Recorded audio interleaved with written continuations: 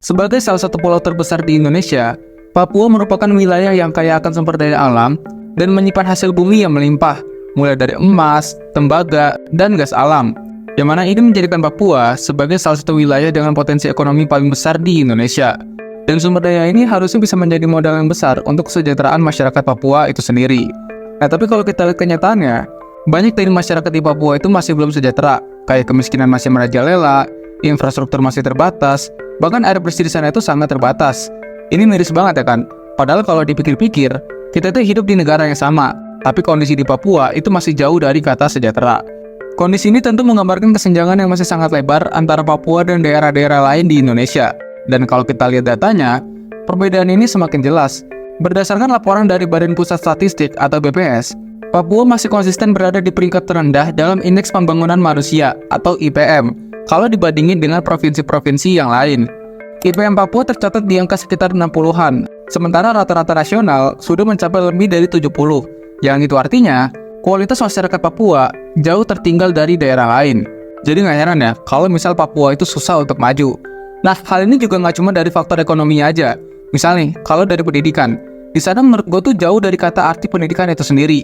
Karena kalau gue lihat sekolah di sana, itu jauh dari kata layak. Karena realitanya, fasilitas pendidikan di sana itu sama sekali nggak merata, karena banyak gedung sekolah yang rusak dan mereka tuh kekurangan tenaga pengajar. Dan seharusnya pendidikan itu kan difasilitasi ya. Tapi malah banyak anak-anak di Papua harus menempuh perjalanan jauh cuma untuk bisa belajar. Bahkan masyarakat di sana tuh umurnya yang seharusnya udah bisa cari kerja, mereka tuh malah belum bisa baca tulis. Dan alhasil, banyak dari mereka yang usianya udah dewasa, itu masih harus duduk di bangku sekolah dasar. Nah, ini kan tentu jadi pertanyaannya, kenapa Papua yang sebenarnya itu pulau yang kaya, mereka tuh masih sulit untuk maju? Apakah masalahnya itu terletak pada kebijakan pemerintah, atau ada faktor lain nih yang menghambat perkembangan di sana? Nah, makanya di video kali ini, gue mau bahas kenapa Papua itu sulit buat maju. Dan gue udah rekam sama di video kali ini, so disimak sampai habis.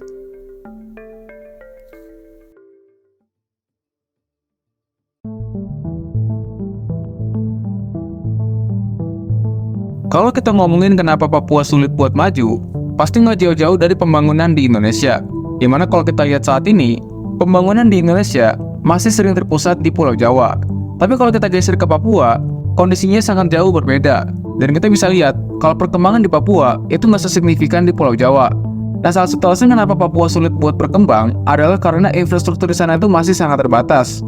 Karena gini, jalan-jalan di Papua itu banyak yang belum terhubung dengan baik, terutama di daerah pedalaman, di mana ada banyak wilayah di Papua yang aksesnya itu cuma bisa ditempuh lewat udara, karena akses jalan lewat darat itu belum tersedia.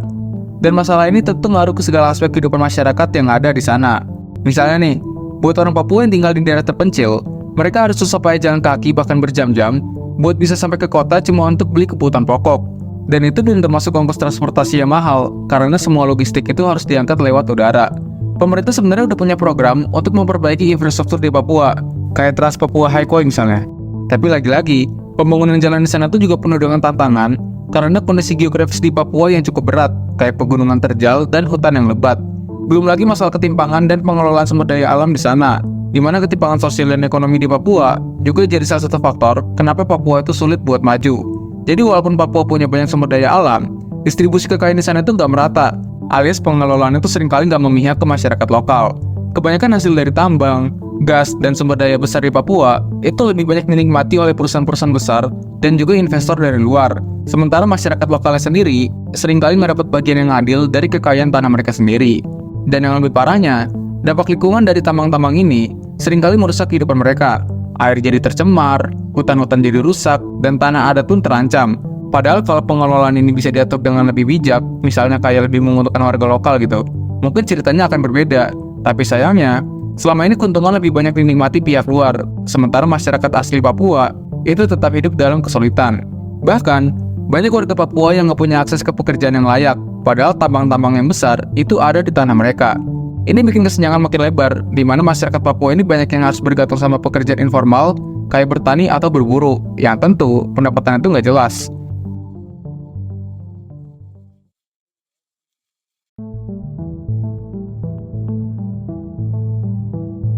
Faktor lain yang membuat Papua sulit buat maju adalah kondisi keamanan di sana itu yang nggak stabil.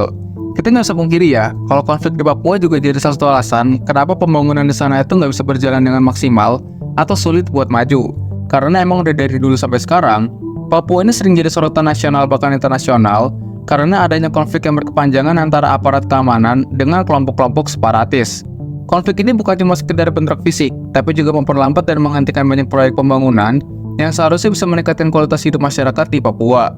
Dan contoh nyatanya lo bisa lihat kelompok kriminal bersenjata atau KKB, di mana mereka itu udah banyak menelan korban jiwa, termasuk anggota TNI dan Polri yang bertugas menjaga keamanan di sana.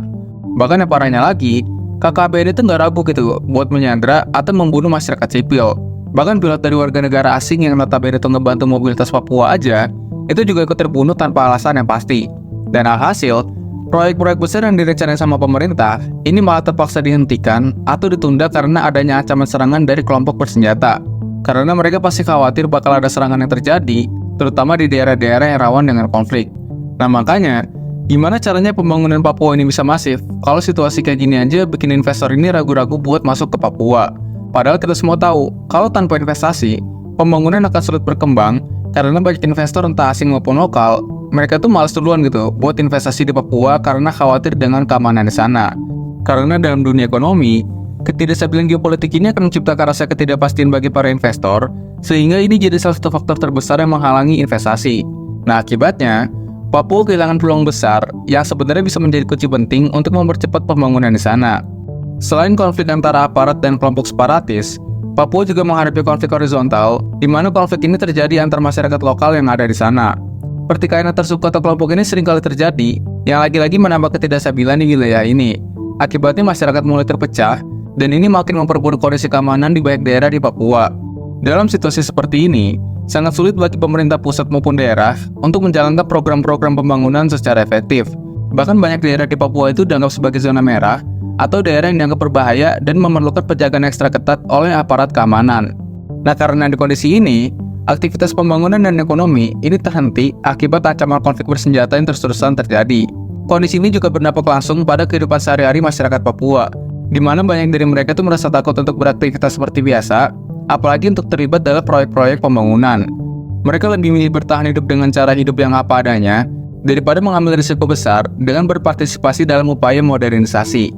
Dan dalam banyak kasus, masyarakat di sana tuh lebih fokus bertahan hidup di tengah konflik, daripada mikir gimana caranya maju dan berkembang. Konflik berkepanjangan ini telah menciptakan situasi di mana masyarakat Papua ini hidup dalam ketidakpastian yang terus-menerus. Anak-anak gak bisa sekolah dengan tenang, petani gak bisa bercocok tanam dengan aman, dan warga sekitar pun merasa was-was setiap kali ada konflik di sekitar mereka.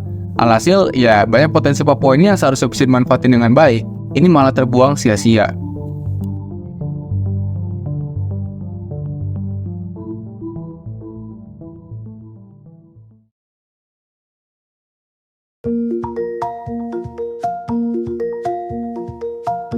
Kalau kita lihat dari semua hal yang udah dibahas tadi, jelas banget kalau masalah Papua ini gak sesimpel sekedar pembangunan fisik atau eksploitasi sumber daya alam. Karena ada banyak faktor yang saling terkait, yang ini bikin Papua ini sulit buat maju.